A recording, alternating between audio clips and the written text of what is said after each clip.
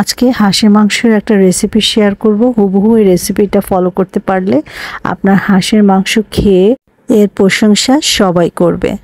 Hello viewers, welcome back to our YouTube channel. This is Seema from Seema's blog and cook. রান্নাটা অনেক সহজ, তো চলুন শুরু করে দেই। কড়াইয়ে আমি সরিষার তেল দিয়ে দিলাম 4 টেবিল চামচের মতো। এর মধ্যে আমি গরম মশলা দিয়ে দিচ্ছি। এর মধ্যে এলাচ, লবঙ্গ আর কাঠ রয়েছে। কয়েকটা তেজপাতা দিয়ে দিলাম এবং এর মধ্যে কয়েকটা শুকনো মরিচ দিয়ে আমি এটা ভেজে নিচ্ছি। এই 3টা উপকরণ ভাজলেই কিন্তু খুব সুন্দর একটা স্মেল বের হবে। এর মধ্যে আমি একটা রসুন কুচি করে এবং একটা বড় সাইজের পেঁয়াজ কুচি করে দিয়ে পুরো মশলাগুলোর মধ্যে আমি পেঁয়াজ রসুনটাকে কিন্তু একদম বেরেস্তা আকারে করে ভেজে একটা পাত্রে তুলে নিচ্ছি। অবশ্যই এই কাজটা রান্নার শুরুতেই করে নিতে হবে।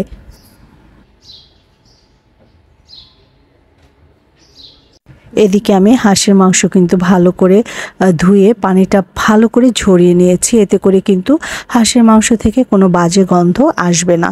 তো অবশ্যই পানিটাকে ভালো করে ঝরিয়ে নিতে হবে, একদম মাংসটা এরকম শুকনো হয়ে যাওয়া পর্যন্তই। এবার আমি রান্নায় চলে যাচ্ছি। আমি 4টা বড় সাইজের পেঁয়াজ কুচি করে দিয়ে দিলাম এবং এই পেঁয়াজের মধ্যে আরও প্রায় 4-5 টেবিল চামচের মতো সরিষার তেল দিয়ে দিচ্ছি। আজকের হাঁসের মাংসটা সরিষার তেলে রান্না হবে এবং সরিষার তেল দিয়ে হাঁসের মাংস রান্না করলে কিন্তু এর টেস্টটা বহুগুণে বেড়ে যায়। তো সরিষার তেলের মধ্যে আমি পেঁয়াজগুলো একটু নাড়াচাড়া করে নিচ্ছি। অ্যাড করছি 3 টেবিল চামচ আদা এবং রসুন বাটা। আদা এবং রসুন বাটা কিন্তু একটু বেশি দিলে এর হাঁসের মাংসতে যে একটা অবাঞ্ছিত গন্ধ থাকে সেটাও দূর হয়ে যাবে। ব্যাস, এবার আমি মশলাগুলো কষিয়ে নিচ্ছি। বাটা মশলা যেহেতু পানি ছিল, একটু ভিজা ভিজা থাকা অবস্থাতে আমি গুঁড়া মশলা অ্যাড করছি। হলুদের গুঁড়া, মরিচের গুঁড়া এবং জিরা আর ধনিয়ার গুঁড়া। আপনারা আপনাদের মাংসের কোয়ান্টিটি অনুযায়ী মশলাটা নিজেরাই নির্ধারণ করে দিবেন। ব্যাস, এবার আমি কিন্তু সমস্ত মশলাগুলো কষিয়ে নিচ্ছি। এই পর্যায়ে আমি একটু পানি অ্যাড করছি, এতে করে মশলা পুড়ে যাওয়ার কোনো ভয় থাকবে না এবং মশলাটা তো খুব ভালো করে কষানো হয়ে যাবে।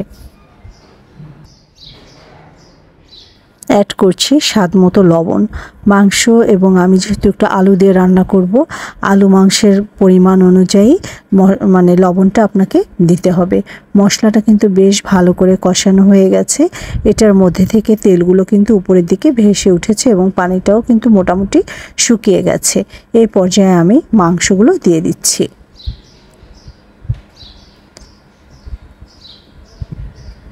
ব্যাস, একটু নাড়াচাড়া করে মশলার সঙ্গে ভালো করে মাংসটা মিলিয়ে দিচ্ছি।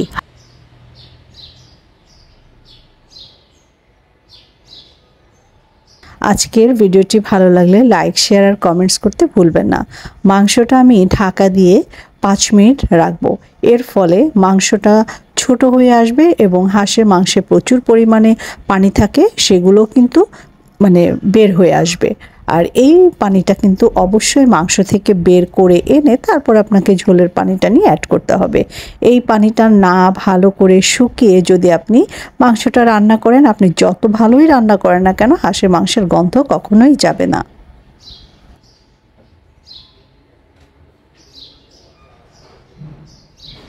আমি বেশ কয়েকবার ঢাকনা তুলে তুলে এই মাংসটা কষিয়ে নিচ্ছি এবং প্রচুর পরিমাণে কিন্তু হাঁসের মাংস থেকে পানি বের হয়েছিল এবং সেটা কিন্তু এখন শুকিয়ে যাওয়ার পর্যায়ে। তো আমি কিন্তু এভাবেই নাড়াচাড়া করে নিচ্ছি। এর ফলে মাংসটা কিন্তু 70% কুক হয়ে যাবে।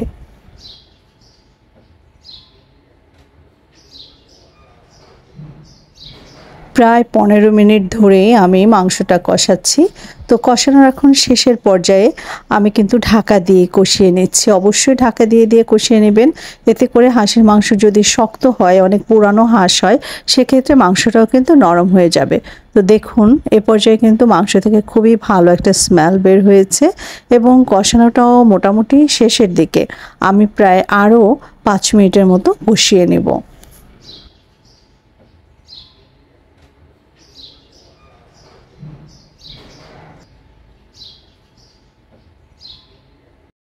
আমি কিন্তু এই পর্যায়ে ঢাকা দিচ্ছি না, খোলা অবস্থাতেই কিন্তু কষিয়ে নিয়েছি প্রায় 5 মিনিটের মতো।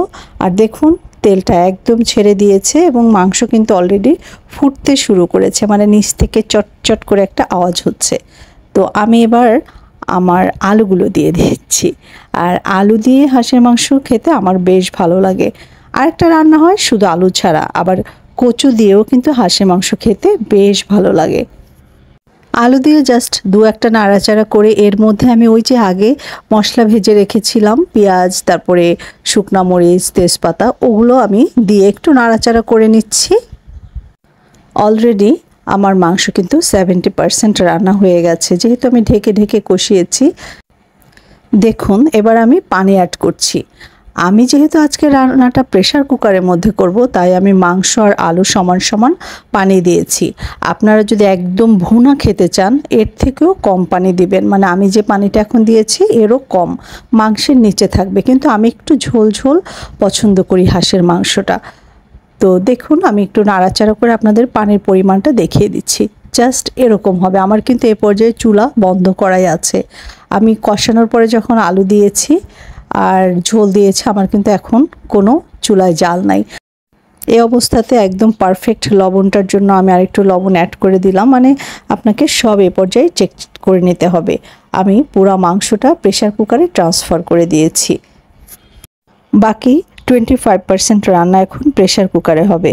তো হাঁসের মাংস মানে সিদ্ধ হতে একটু সময় লাগে, আর এভাবে প্রেসার কুকারে দিয়ে যদি আপনি বাকি রান্নাটা করেন এবং আমি পরে যে মশলাটা অ্যাড করেছি সেটার স্মেলটাও থাকবে এবং মাংসটা একদম সফট হয়ে যাবে। তো ঢাকা দিয়ে আমি 4টা হুইসেল দিব এবং 4টা হুইসেল দিয়ে আমি কিন্তু চুলাটা বন্ধ করে রেখেছি এবং আরও প্রায় আধা ঘন্টার মতো এটা রেস্টে ছিল। মানে প্রেসার কুকারের মধ্যে যে পানি বাষ্পটা জমে থাকে ওটা একদম নর্মাল হয়ে যাওয়া পর্যন্ত। আমি এবার মাংসটা আপনাদেরকে খুলে দেখাচ্ছি কেমন হয়েছে। যেহেতু এটা অনেক সময় দমে রান্না হয়েছে, এত সুন্দর একটা স্মেল বের হয়েছে, এটা আপনাদেরকে আমি বলে বোঝাতে পারবো না। অবশ্যই আপনারা এভাবে একবার রান্না করে দেখতে পারেন, অনেক ভালো লাগবে আপনাদের। আর আমি মাংসটাও দেখাচ্ছি, আলুগুলো একেবারে আস্ত আছে, মাংসগুলো দেখতে আস্ত, কিন্তু এটা একদম নরম তুলতুলে হয়েছে আর খেতে অসাধারণ লেগেছে। আজকের রেসিপিটি ভালো লাগলে একটা লাইক, শেয়ার, কমেন্টস করতে ভুলবেন না। সবাই ভালো থাকবেন, সুস্থ থাকবেন। নতুন আরেকটি ভিডিও নিয়ে দেখা হয়ে যাচ্ছে শীঘ্রই। সে পর্যন্ত টাটা।